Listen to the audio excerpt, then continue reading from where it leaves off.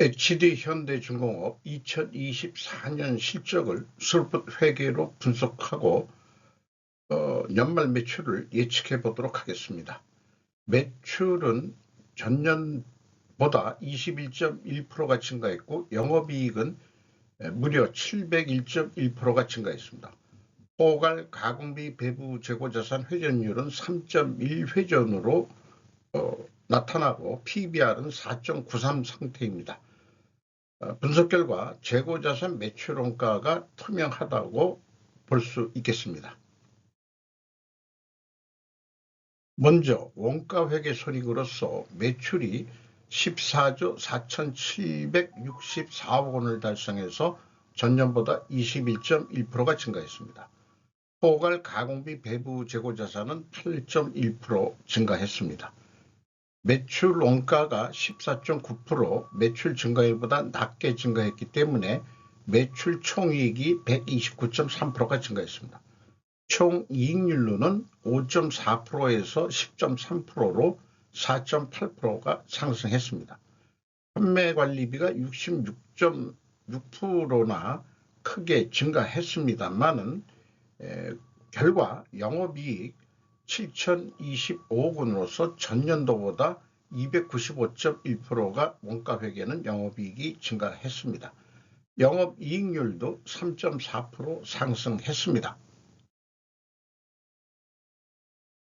슬롯 회계로 분석한 결과는 매출에 비례하는 매출 재료비가 8조 6,327억 원으로 11.4%가 증가했습니다. 매출 증가율의 차이에 의해서 마이너스 9.7%이기 때문에 여기서 원재료 가격이 하락했다라고 1차 추론을 해볼 수 있겠습니다. 슬롯 금액상으로 38.8%가 증가했고 슬롯율은 5.2%가 상승했습니다. 운영경비가 26.9% 증가했습니다. 그 결과 TOE 생산성은 1.11이고 전년보다 0.1포인트가 상승했습니다.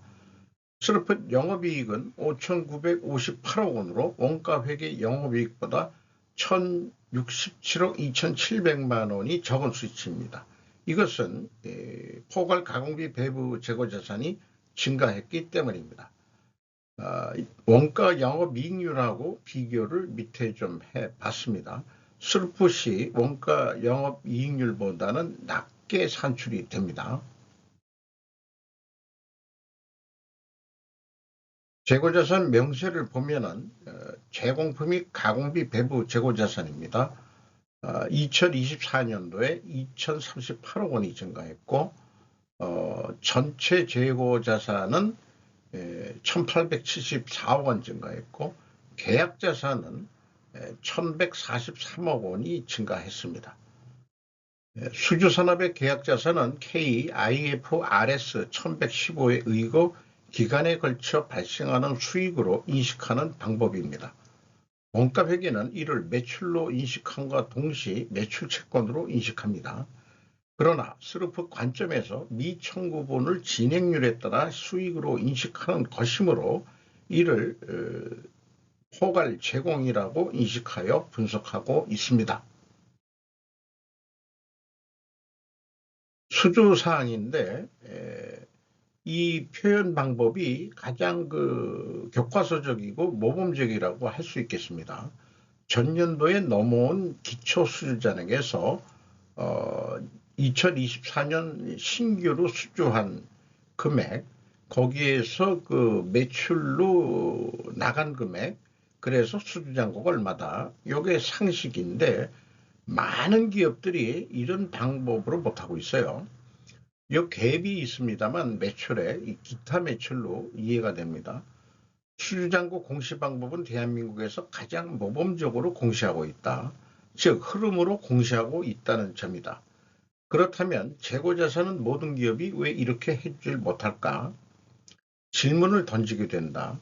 납품액과 매출로 확정된 금액의 차이는 크지 않습니다. 기타 매출일 것이라고 봅니다. 약 3년 매출을 일으킬 수 있는 수주 잔고 46억, 거의 47조인데요. 일단 수주잔고를 봐서는 일감은 지금 엄청 밀려 있다 이렇게 볼 수 있겠습니다. 비용의 성격적 분류 내용을 분석한 내용은 A 재고자산의 변동액이 마이너스면은 재고가 증가했다는 뜻이고요. 재고자산 매입액이라고 표현되어 있으면은 A의 재고자산 변동 범위가 전체 재고자산임을 의미합니다. AB를 더한 MC 매출원가 재료비는 8조 5,260억 원으로 11.5%가 증가했습니다. 운영경비는 26.9%가 증가했습니다. 운영경비에서 판매관리비 7,842억 원을 빼면은 그것이 현장 가공비가 되겠습니다. 4조 4,636억 원입니다. 21.8% 금액 증가했고요. 가공 비율이 34%로 상승했습니다. 상대적으로 생산재료 비율이 내려갔습니다. 그래서 여기에서도 우리는 원재료 가격이 하락했다라고 1차 추론을 할 수 있겠습니다.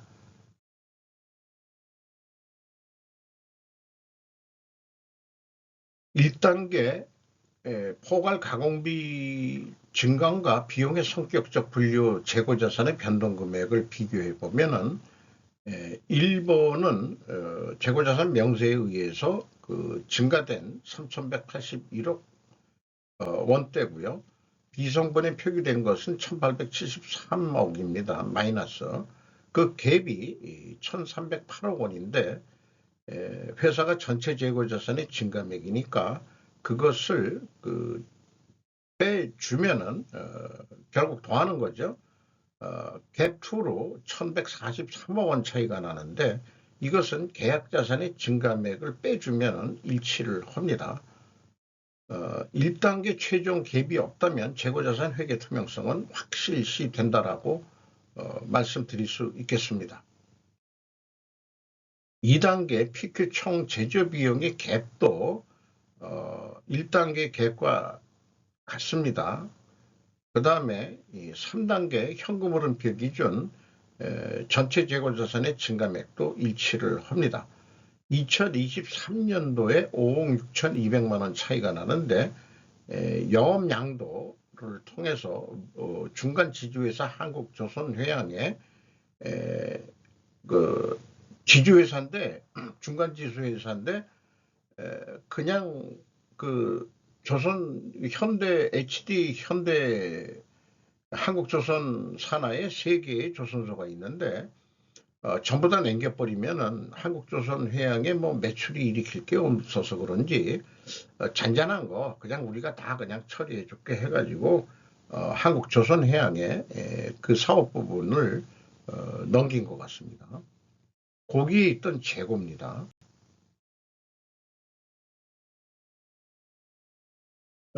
그래서 계약자산을 포괄 제공으로 인식하기 때문에 이것도 이 증감 비교를 해보면 현금 흐름표 기준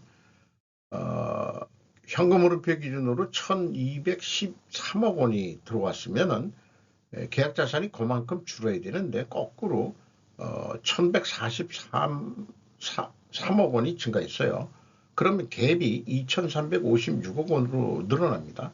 근데 그 전년도까지는 일치를 딱 했습니다. 이렇게 일치하는 기업도 거의 없어요. 현대중공업이 유일했는데 이 2,356억 원은 분명히 그 특별 원인이 있을 겁니다. 그러나 그 특별 원인을 제가 찾아보려고 공시된 주석사항들을 열심히 그 검색 탐색을 해봤습니다만은 합리적으로 추적할 단서를 찾지 못했다. 그러니까 계약자산이 증가는 했는데 어떻게 산출이 되는지 그런 여부는 외부에서 알 수가 없는 거죠. 아마 그 공정 진행률을 조정을 한 거 아닌가 그렇게 생각이 들긴 듭니다. 그리고 어떻게 생각하면은 매출 인식을 조금 더 했다? 그렇게도 볼 수 있겠고요.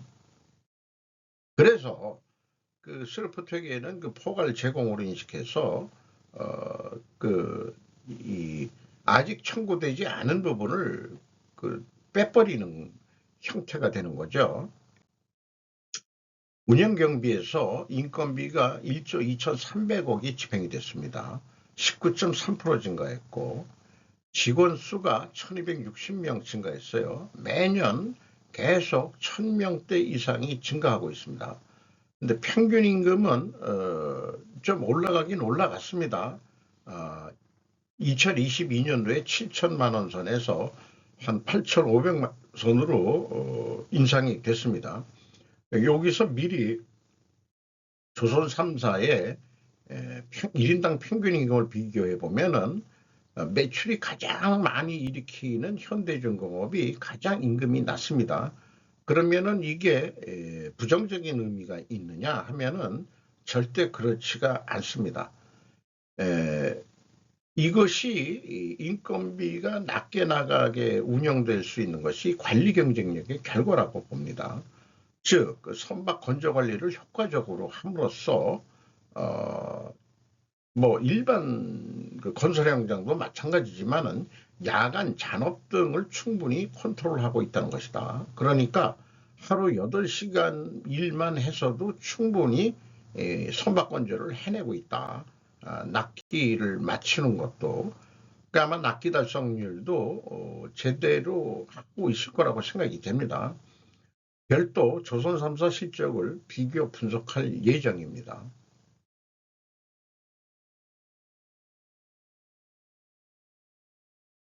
그래서 그 두 가지가 다 경영평가 지표가 상승을 했기 때문에 투명하게 가정을 하는데 원재료 가격 하락을 했고 판매 가격은 인상이 돼야 된다라고 입증을 해야 됩니다. 그래서 원재료 가격이 내려갔습니다. 예상한 대로 11% 단순 평균했습니다. 물론 선박을 만드는 데는 이것만 들어가는 게 아니고 여러 가지 자재가 들어갑니다만 회사가 제시한 것만 가지고 해봤습니다. 그리고 그 제품 가격 추이도 5.5%가 단순 평균으로 상승했습니다. 지금까지 설명된 거를 쭉 요약 정리를 해보면은 투명회계 과정은 패싱이 된다, 패스가 된다, 합격했다 이렇게 말씀드릴 수 있겠습니다.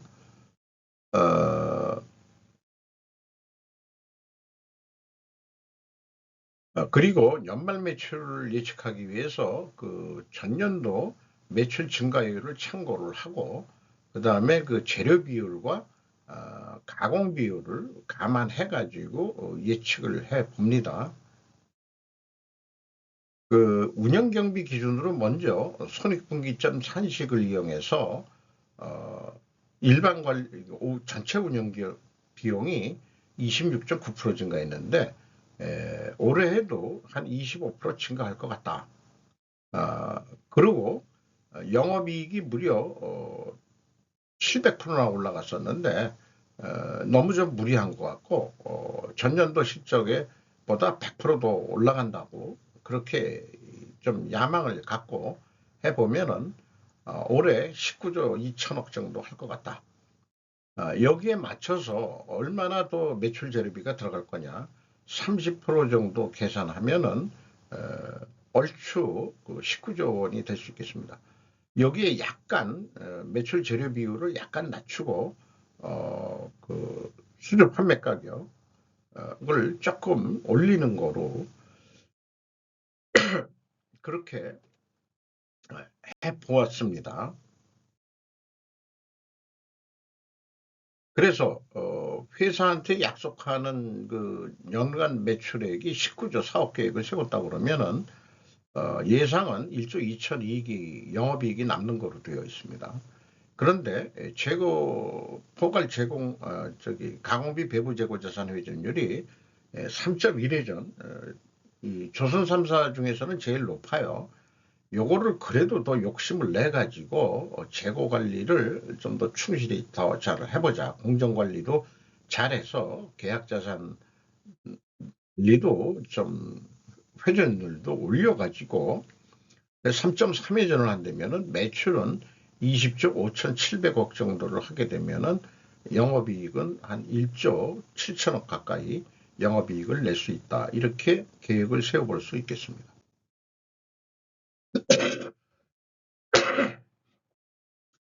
이 예측도 4분면 매트릭스 표가 형성이 되는데 재고가 증가했죠.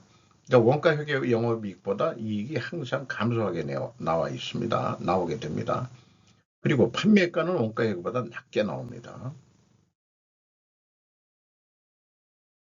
세후 현금 순이익 EAT 1번 2조 9,357억 원의 이익을 냈습니다.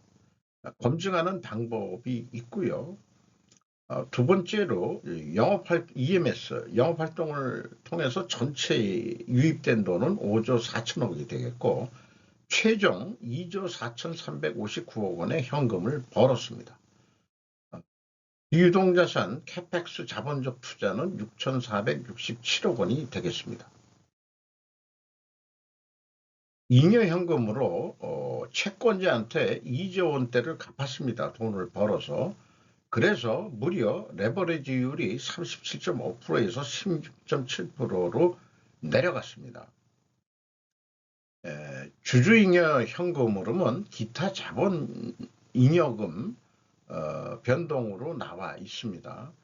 이익배당 같은 거는 생각을 아직 못하고 있고 한국조선해양 쪽에서 아마 이익배당을 할 거예요. 요거 두 가지 합친 것이 회사 전체 잉여 현금 흐름이 되겠습니다. 주가는 31만 6,500원으로 연초보다 2만 7,500원 상승했습니다. PBR은 장부 가격 대비 493%로 4.93 높게 형성됐습니다. 5% 이상 주주는 HD 한국조선해양이 75.02% 지분을 가지고 있고 국민연금이 6.61% 지분을 가지고 있고 외국인이 10.1% 가지고 있는데 JP 모건이 역시 눈에 띕니다.